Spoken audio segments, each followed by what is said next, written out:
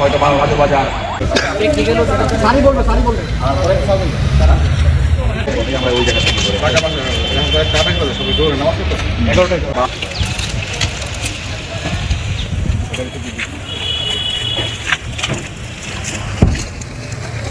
তারিখে নেত্রকোনা কলমাকান্দা থানায় ধর্মীয় অনুভূতিকে আঘাত আনার জন্য সুপ্ত শাহ অনিক নামের একজন একটি ধর্মীয় পোস্টে মানে একটি ফেসবুক পোস্টে সে কমেন্টস করে মানবী ইসলামকে নিয়ে সে একটু কটূক্তি করে এটা কমেন্টস করে। তার পরিপ্রেক্ষিতে আপনারা অবগত আছেন যে তার পরিপ্রেক্ষিতে অনেকে ধর্মীয় বিষয় নিয়ে মানে ধর্মপ্রাণ মুসল্লিরা এটা নিয়ে পরবর্তীতে করছে এবং 28 তারিখ শুক্রবারেও একটা বড় রকমের গণজমায়েত হয়েছে তাকে অ্যারেস্ট করার জন্য এবং আইনগত ব্যবস্থা নেওয়ার জন্য। তো এই সংক্রান্তে আমরা অনেকদিন এই কয়দিন ধরে চেষ্টা করতেছিলাম তাকে অ্যারেস্ট করার জন্য এবং আইনগত প্রক্রিয়া আনার জন্য।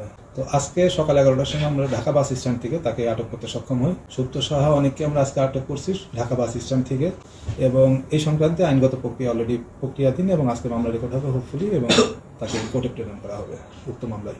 সুপ্ত শাহ অনিক সে রাজশাহী ইউনিভার্সিটির ফজলুল হক হল শাখার ছাত্রলীগের সভাপতি ছিল 2023 সালে।